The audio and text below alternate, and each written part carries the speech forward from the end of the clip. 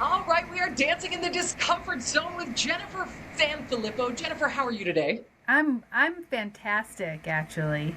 Good, good. And where are you podcasting in from today? I am podcasting in from Rochester, New York. It is Oh, a okay. beautiful morning. The sun rise over the gorgeous blanket of snow over Oh, western New York is just fantastic. It looks like yes. a Christmas card. Oh, perfect time of year. We're recording this right before the holidays, so yeah, that's the kind of thing my dad always says that. He's like, I want a white Christmas. It just seems right. Yeah. Yeah, Yeah. I moved to Florida, and so I have a nice warm Christmas, which I'm 100% fine with.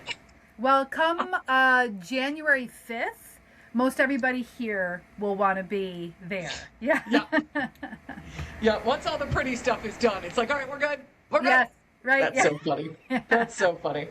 Well, you are a life transition coach, and Mhm. I would love, first of all, just share with us what that means. What's your job? Well, I work with people primarily in the end of life space, but when we talk about grief and bereavement and loss we experience throughout the whole spectrum of our lifespan. We feel losses when we graduate or when we move or we change jobs or somebody retires. These are all different lifespan markers that have a bit of loss attached to them. And that's where I come in. There was a famous French psychoanalyst and psychiatrist who said that mental illness is directly is a direct result of our unwillingness to grieve. And Oh, what we mean by that is over time, these little losses, if we don't take the time and create the space and give oxygen and attention to our smaller griefs over our losses, hmm, they compound over time. And we don't have that emotional muscle resiliency to manage the bigger losses in our lives. So I work with people to give that attention, either looking in the rearview mirror or in the clear and present. wow. And so this is so interesting because one of the things I speak on change and on the discomfort of change, and it's the exact same thing, right? And I Yes. never thought about it as, I've been thinking about letting go a lot and that the Hmm. necessity to let go to move forward. And Hmm. this is exactly what you're talking about is the willingness to grieve and say, I don't have that anymore and that's sad Hmm. before I can pick it up and keep going forward. Hmm. Wow. And that actually doesn't ever go away. It's Mhm. integrated in who we are. So we honor it and we bring it forward. And if you give it that space and that honor, it becomes integrated. And it, like you say, those uncomfortable, the discomfort, if we can integrate that into ourselves and socialize it into our lives, it sort of pushes the walls out a little bit more on our minds and our energy and our hearts, and it creates a more enriching experience for us in our lives and in our relationships. if we Yeah. if we're if we have the support, we take that risk, to sit in that discomfort and sometimes, dance with however that looks like to someone, Right. to socialize it. It's integrated, it makes us stronger and more resilient. Yeah, because it's reality, right? I mean, it is. And Hmm. so if we try to avoid it, we're just sort of avoiding the reality of Yes. life as it is. Yes, yes. Hmm. I do a lot of talks. I lead a lot of group conversations, death cafes, bereavement groups about death and dying and loss. And, my mission since my husband passed away was to, build bridges of compassion to connect us through our shared humanity. Hmm. Because if we shy away from death, run away from death and dying, the uncomfortableness of that part of our lifespan, then we sort of dislocate ourselves from our humanity. And if we dislocate ourselves from our humanity, we don't have that oxygen for compassion. And what compassion does for us is help us connect in community, which is what we need. We need each other. Yes. Who is it? Dr. Vivek Murthy was the former Surgeon General of the United States. And in 2023, he claimed that they had done a lot of research about loneliness and realized that we were really in a crisis of loneliness. The elderly, young people, the instances, the diagnoses for anxiety and depression, like they're just off the charts. And why is that? And some of it, he puts forward, is because we are just so disconnected from each other. Yeah. From our humanity. And that is not something I don't think most of us really want. So how do we walk back toward it together? Yeah.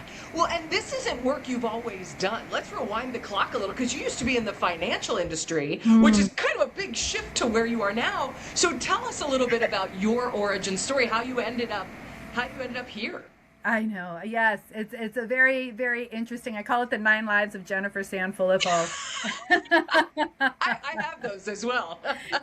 And I'll tell you, like throughout my professional career, I think I've been the least popular person at a yard party, because I started out working for elected officials. I worked for a member of Congress, for a state senator, for 2 governors. And, when you're at a party, people find out you work for politicians and they just want to yell at you, mostly. Or not go near you. And then I went from working in government to working in the financial industry as a lobbyist. So if you look at Gallup poll, I don't know if they still do it, but every year they used to run a poll of who was the least trusted profession. And I literally went out of the frying pan and into the fire. So but now I go to parties and inevitably, because people have so much they want to talk about because no one ever asks them, I end up starting to talk about death and dying, and you should see people move away. Like if you invite me to a party, right? I'm like the cooler. Like you'll walk in, you'll have a full house, and you'll walk into the living room and you'll see me standing corner, and there's just like all this space around me. Like, people have slowly moved away. Just too bad, because you're delightful. Thank you. So how did you end up making that transition? So it's amazing how we make so many plans and things happen in life where you realize you have absolutely zero control over what's happening around you. So I actually got laid off from the last bank I was working for at the end of 2018. And after running around the Northeast, planes, trains, and automobiles, I decided just to take a load off and come home and just stay home. And I spent all of 2019 sort of reconfiguring. I got my executive coaching through Columbia University, and I was getting ready to launch my coaching business in January of 2020 when tragically my dear beloved husband Jim, who was just a wonderful human being, was diagnosed with leukemia, T-cell ALL, which is relatively rare. And this awful disease took this mountain of a man, huge personality. He was in incredible shape. He was a Renaissance man. He was an artist, a painter, a musician. He built half everything in this house. Like, he was a do-it-yourself guy. And it just wiped him right out in 6 months. It was the most, and of course, if you hear the date, 2020, this was all at the onset of COVID. The worst time to be in a hospital. It was really the nightmare that you can imagine. Yeah. And fortunately, our kids, Giacomo and Gianni, were here. They were straddling college like everybody else, 1 foot in, 1 foot out. Everybody's home learning. But also everybody's masked and terrified with a leukemia patient, right? Yeah. So it was devastating. It was absolute chaos, and it went so fast. And then July 23rd, 2020, my husband passed away. And through that chaos and devastation, I just couldn't make sense of what happened. You know, again, spending my life being so in control and strategically planning, and then this was not in the strategic plan. You know, it was not. And we were like talking about what our retirement might look like. Yeah. So there's this time period where you really, I mean, for me, when I lost, it was a crisis time period where I was just a zombie. And my sons also, we were just in this fog in this house. And about 6 months into it, you know, when I sort of started getting my emotional feet underneath me, I knew all along that I wanted to write our story, because I felt like so much happened and I just needed to get it out of my head and reorder my disorganized thinking from my, you know, medical trauma brain. But I didn't know like the purpose. I was feeling pulled, not driven, because driven, you know, it connotates your hands are on a steering wheel, you have a direction. I was just your back. pulled. Yes. Yeah. I just felt pulled like this. I was being moved to do this. I wrote our story about our cancer experience, but also it's a look back on our relationships, what really humanized who we are as a family. And I was very intentional in that. And I also was very intentional not blaming. I talk from my experience, but you know, the doctors and the nurses and the technicians were going through what they were going through also. Yeah, right. And COVID and then what our medical system is, and it's a difficult environment right now. And I feel for them. After the book was finished, that's when I really realized what I wanted to do. You know, because through the experience, I went and got my end-of-life doula certification. I interviewed people for the book, hospice nurses, palliative care docs, patients, so many people. And I worked in the business, and I was working with people. I was volunteering a ton. In fact, I was a volunteer on the crisis text line. And I found that when I was having my worst days, that volunteering with people who were either dying or in crisis or sick buoyed my spirit. It was the only thing that buoyed my spirit, was helping other people in crisis. And that goes back to what you said about finding community, right? Even in the darkest time. Yeah. Especially in the darkest time. Yeah. So I realized that I had a strength for this. I had a capacity, and I had really gifts of my personality and ability and resilience to give to other people. And I knew in my heart and in my soul that if I could help anybody avoid kind of like the chaos of my husband's illness and end of life, that I would do everything I could to support people and provide information to help people avoid that terror and that suffering of what we went through. So the book is part of that. That is our story, so that people know they're not alone. And that book is called Our Last Walk Home: Love, Cancer, and the Agony of Letting Go. You can get that on Amazon. I'll put the link in the show notes too. Go ahead. Sorry. Thank you. And then my work. I went back to school again, which, you know, kicking and screaming, because I just got my MBA, 11 years ago. I should be retiring. All my friends are retiring, but no, I'm back in school because I very much want to be in this space in a way that I can expand what I do.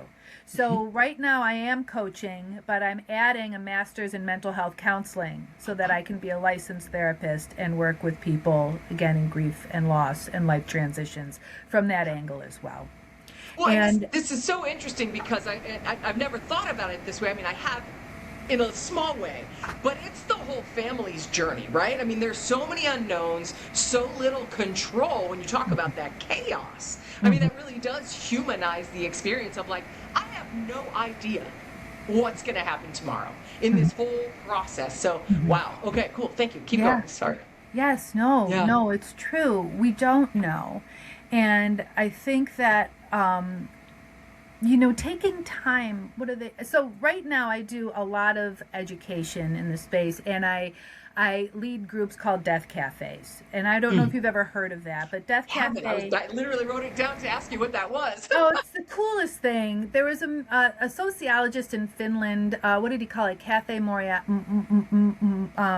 Mortalis.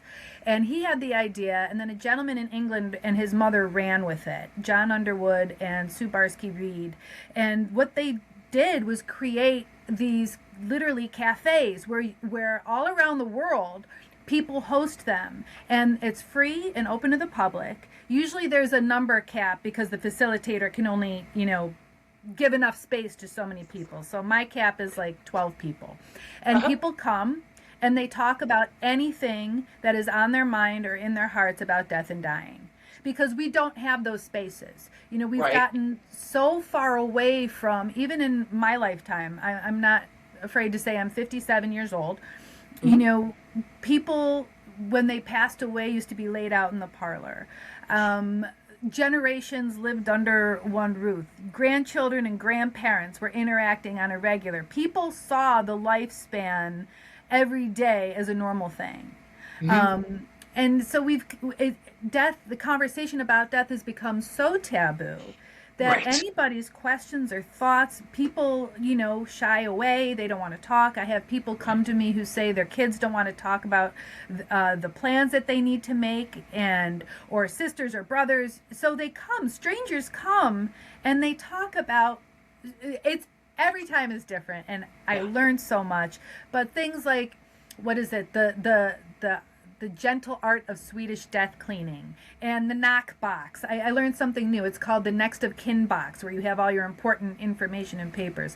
Legacy recordings, and people talk about the existential and the philosophical. People share traditions like sitting Shiva. People talk about home funeral. Like, it is a span, but it's somewhere you can go to talk about all these different components of death and dying that you don't want to be alone with. Yeah. So I enjoy doing that very much. And that is something I will continue to do throughout as long as I can do it, I will be doing that. Because people, honestly, are delightful. And to be a facilitator of that connection and community building and giving artificial resuscitation to some of the compassion we may feel like we're losing. Yeah. Did I say artificial resuscitation? I meant, you know what I mean. Yeah. CPR. No, I can't think of the word. to compassion.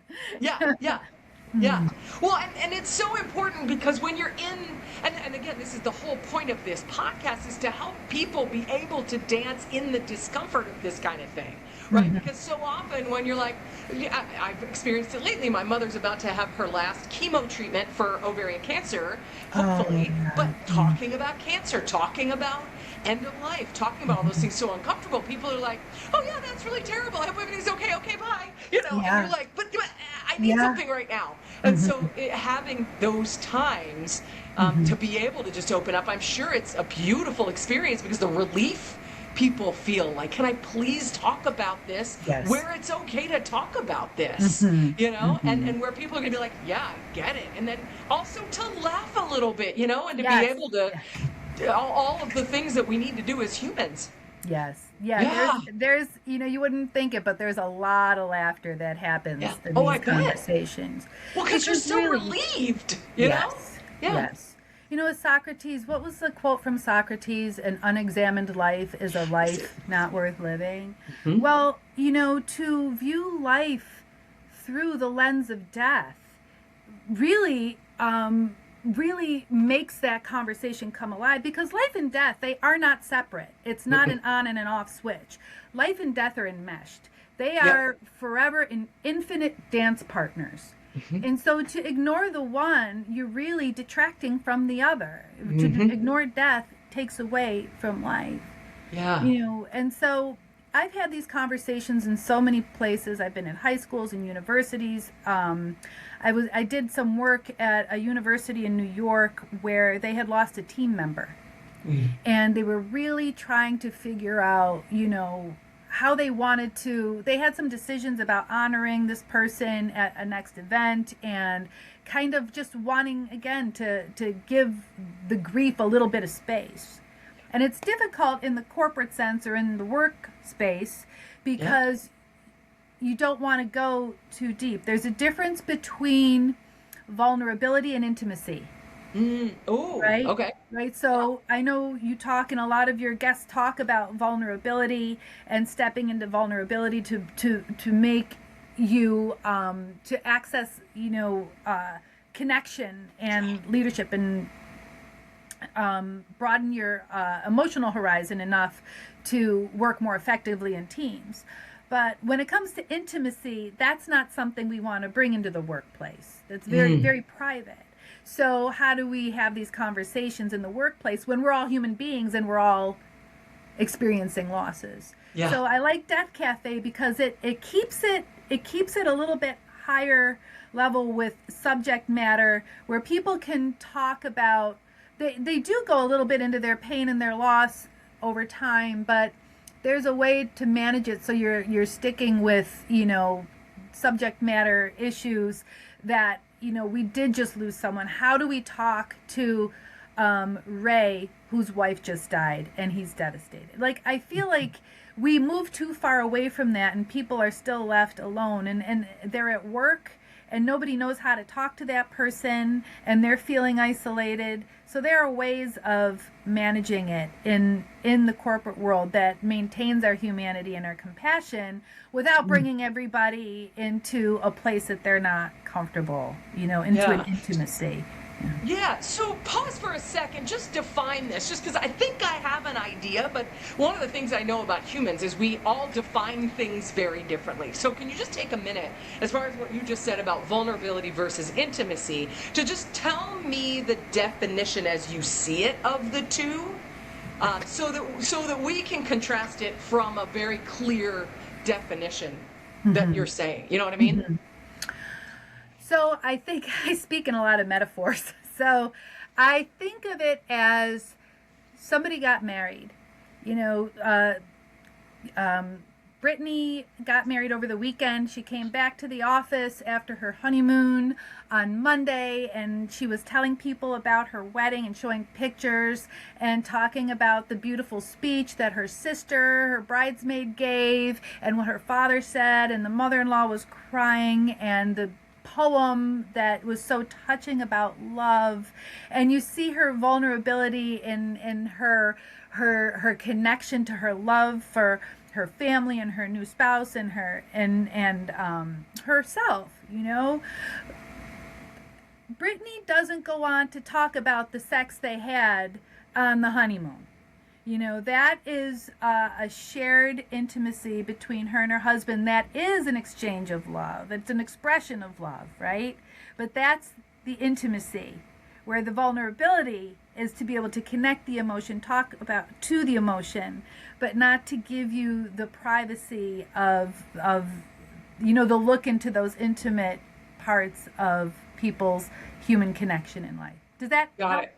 Yeah, kind of. That's a very good and obvious example. Another thing, I was recently at a speakers conference, and we were workshopping a story for somebody who had an abusive marriage.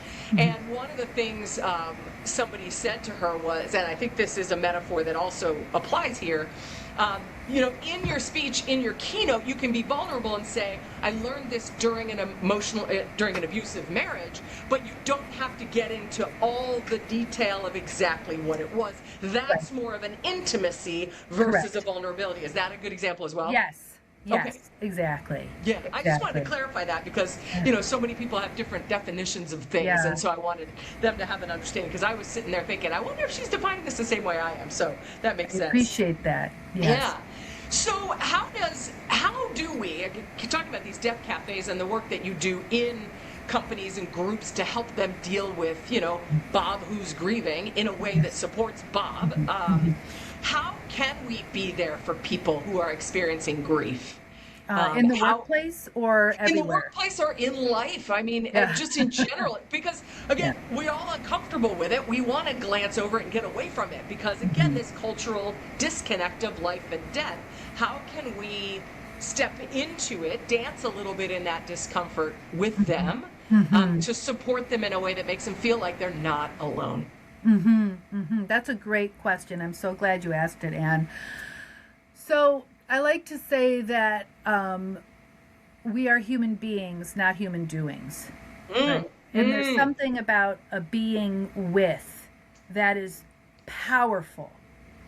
And everybody is different. Everybody grieves differently. And because we don't sort of have this as socialized in our culture anymore, we want to do. We want to say, you mm, know, your person's in a better place.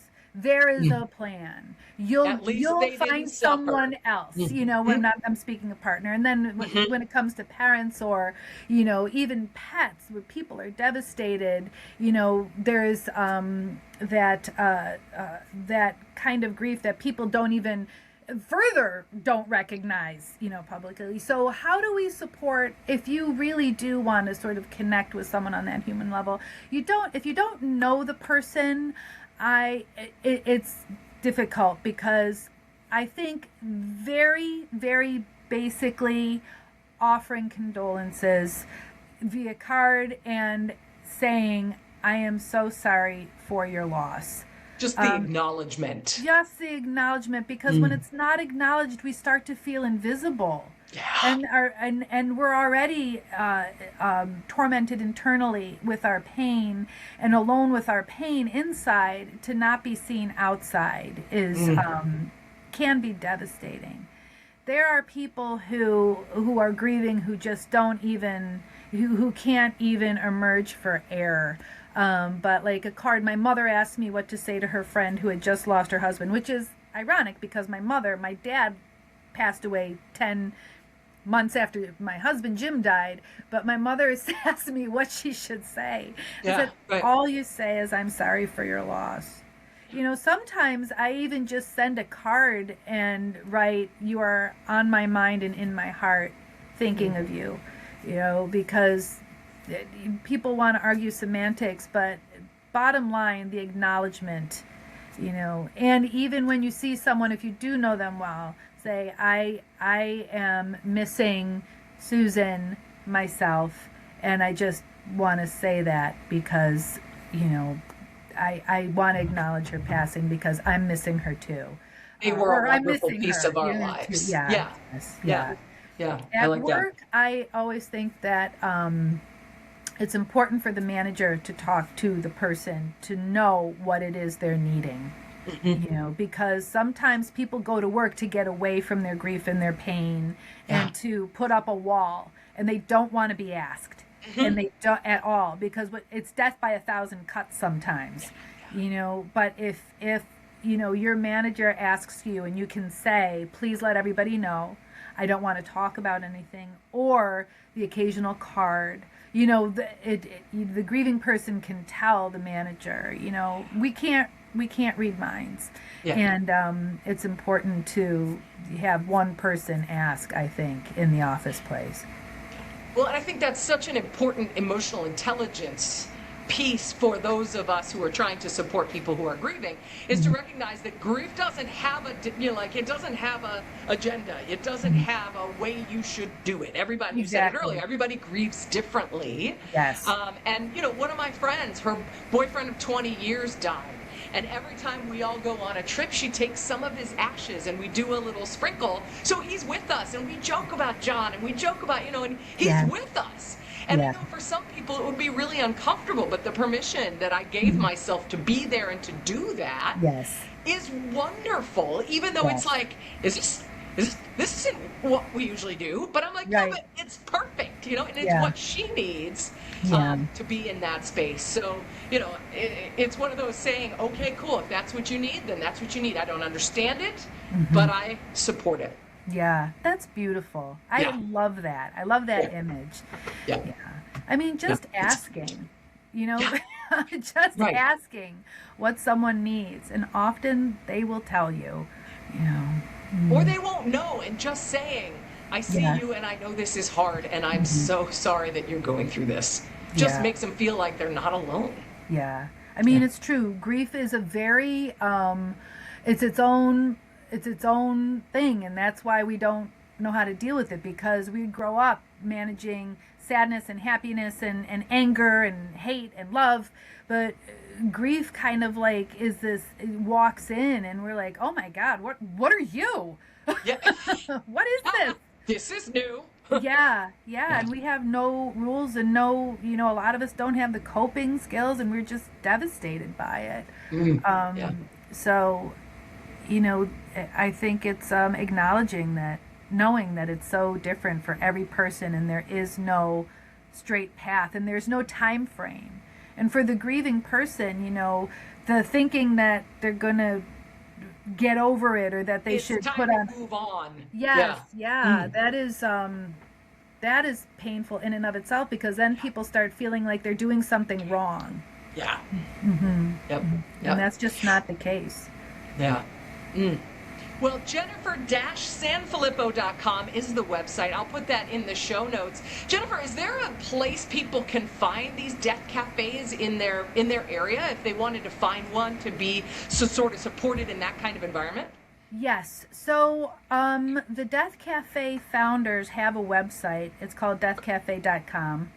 And they try to list as many as they get. It's a volunteer operation that I think has one person in England. But I think if you search, in your local markets too, there's a lot of people who do them online. Like, they're run all over. A lot of people don't advertise through the Death Cafe site. They just do local. So I'm sure if you search Death Cafe, you'll find something in your area. Okay. Well, thank you so much for your time and for sharing all of this with us. Super informative and important. Yeah, thank you. Thank you for having me. It's been a delight.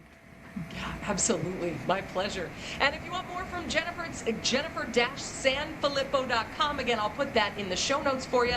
Jennifer, thank you very much for joining us today. Thank you, Anne. I appreciate you.